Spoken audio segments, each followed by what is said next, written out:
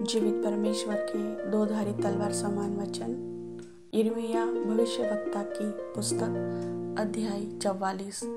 जितने यहूदी लोग मिस्र देश में मिग्दोल, तहपन्हेस और नोप नगरों और पत्रोस देश में रहते थे, उनके विषय यिर्मयाह के पास यह वचन पहुंचा। इज़राइल का परमेश्वर, सेनाओं का यहोवा यह कहता है, जो विपत्ति मैं यरूशलेम और यहूदा के सब नगरों पर डाल चुका हूँ, वह सब तुम लोगों ने देखी है। देखो, वे आज के दिन कैसे उजड़े हुए और निर्जन हैं, क्योंकि उनके निवासियों ने वह बुराई की जिससे उन्होंने मुझे रिस दिलाई थी। वे जाकर दूसरे देवताओं के लिए धूप जलाते थे और उनकी उपासना करते थे, जिन्हें न तो तुम और न तुम्हारे पुरखा जानते थे। तो भी मैं अपने सब दास भविष्यवक्ताओं को बड़े यत्न से यह कहने के लिए तुम्हारे पास भेजता रहा कि यह घृणित काम मत करो, जिससे मैं घृणा रखता हूँ। पर उन्होंने मेरी न सुनी और न मेरी ओर कान लगाया कि अपनी बुराई से फिरे और दूसरे देवताओं के लिए धूप न जलाए।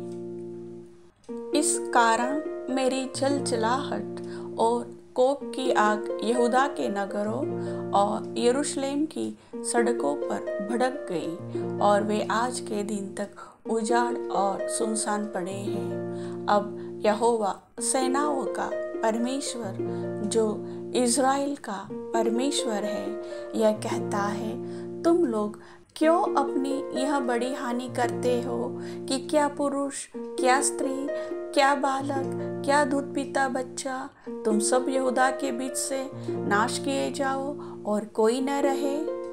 क्योंकि इस मिस्र देश में, जहाँ तुम परदेशी होकर रहने के लिए आए हो, तुम अपने कामों के द्वारा अर्थात दूसरे देवताओं के लिए धूप जलाकर मुझे रिस दिलाते हो, जिससे तुम नाश हो जाओगे और पृथ्वी भर की सब जातियों के लोग तुम्हारी जाति की नामधराई करेंगे और तुम्हारी उपमा देकर श्राप दिया करेंगे। जो जो बुराइयां तुम्हारे पुरखा यहूदा के राजा और उनकी स्त्रियां और तुम्हारी स्त्रियां, वरन तुम आप यहूदा देश और यरूशलेम की सड़कों में करते थे, क्या उसे तुम भूल गए हो?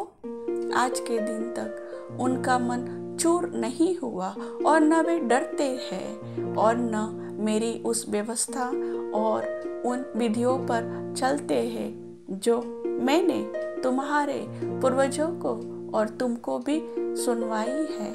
इस कारण इज़राइल का परमेश्वर, सेनाओं का यहोवा यह कहता है, देखो, मैं तुम्हारे विरुद्ध होकर तुम्हारी हानि करूंगा, ताकि सब यहूदियों का अंत कर दूं। बचे हुए यहूदी जो हट करके मिस्र देश में आकर रहने लगे हैं, वे सब मिट जाएंगे। इस मिस्र देश में छोटे से लेकर बड़े तक वे तलवार और अकाल के द्वारा मर के मिट जाएंगे और लोग उन्हें कोसेंगे और चकित होंगे और उनकी उपमा देकर श्राप दिया करेंगे और निंदा भी करेंगे।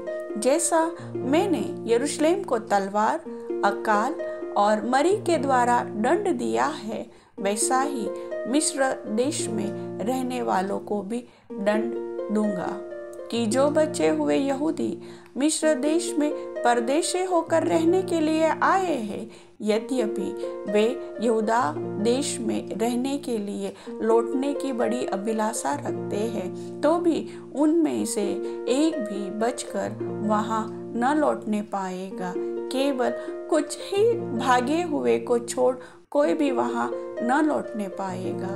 तब मिस्र देश के पत्रोस में रहने वाले जितने पुरुष जानते थे कि उनकी स्त्रियां दूसरे देवताओं के लिए धूप जलाती है और जितनी स्त्रियां बड़ी मंडली में पास खड़ी थी, उन सभी ने यिर्मयाह को यह उत्तर दिया, जो वचन तूने हमको यहोवा के नाम से सुनाया है उसको हम नहीं सुनेंगे।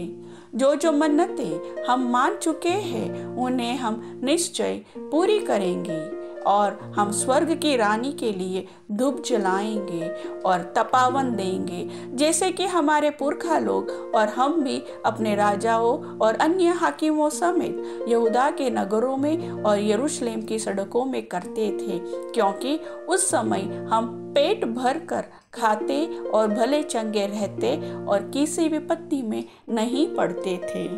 परंतु जब से हमने स्वर्ग की रानी के लिए धूप जलाना और तपावन देना छोड़ दिया, तब से हमको सब वस्तुओं की घटी है और हम तलवार और अकाल के द्वारा मिट चले हैं। और स्त्रियों ने कहा, जब हम स्वर्ग की रानी के लिए धूप जलाती और चंद्राकार रोटियां बनाकर तपावन देती थी, तब अपने अपने पति के बिन जाने ऐसा नहीं करती थी।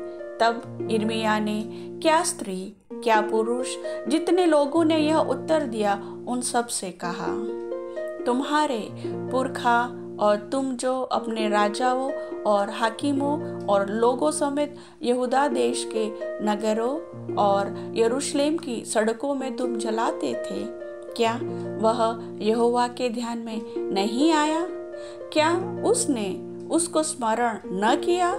इसलिए जब यहोवा तुम्हारे बुरे और सब घृणित कामों को और अधिक न सह सका, तब तुम्हारा देश उजड़कर निर्जन और सुनसान हो गया, यहाँ तक कि लोग उसकी उपमा देकर श्राप दिया करते हैं, जैसे कि आज होता है, क्योंकि तुम धूप जलाकर यहोवा के विरुद्ध पाप करते और उसकी नहीं सुनते थे और उसकी व्यवस्था और विधियों और चेतावनियों के अनुसार नहीं चले। इस कारण यह विपत्ति तुम पर आ पड़ी है, जैसे कि आज है।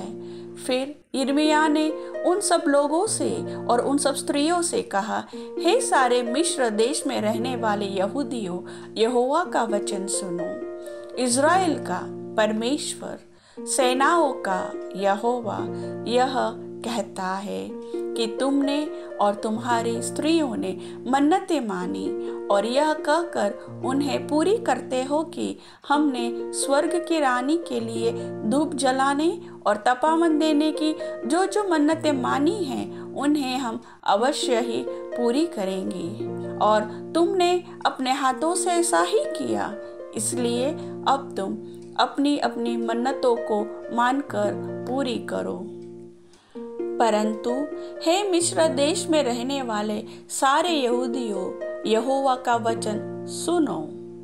मैंने अपने बड़े नाम की शपथ खाई है कि अब पूरे मिस्र देश में कोई यहूदी मनुष्य मेरा नाम लेकर फिर कभी यह न कहने पाएगा, प्रभु यहोवा के जीवन की सौगंध। सुनो, अब मैं उनकी भलाई नहीं हानि ही की चिंता करूंगा। मिस्र देश में रहने वाले सब यहूदी तलवार और अकाल के द्वारा मिटकर नाश हो जाएंगे, जब तक कि उनका सर्वनाश न हो जाए। जो तलवार से बचकर और मिस्र देश से लौटकर यहूदा देश में पहुंचेंगे वे थोड़े ही होंगे, और मिस्र देश में रहने के लिए आए हुए सब यहूदियों में से जो बच पाएंगे वे जान लेंगे कि किसका वचन पूरा हुआ, मेरा या उनका। इस बात का मैं यह चिन्ह देता हूँ, यहोवा की यह वाणी है कि मैं तुम्हें इसी स्थान में दंड दूंगा, जिससे तुम जान लोगे कि तुम्हारी हानि करने में मेरे वचन निश्चय पूरे होंगे। यहोवा यह कहता है, देखो, जैसा मैंने यहूदा के राजा सिदकिय्याह को उसके शत्रु अर्थात उसके प्राण के खोजी बाबिल के राजा नबूकदनेस्सर के हाथ में कर दिया, वैसे ही मैं मिस्र के राजा फिरौन होपरा को भी उसके शत्रुओं के अर्थात उसके प्राण के खोजियों के हाथ में कर दूंगा। प्रभु वचन के सुनने वाले सभी भाई बहनों को आशीष दे। आमीन।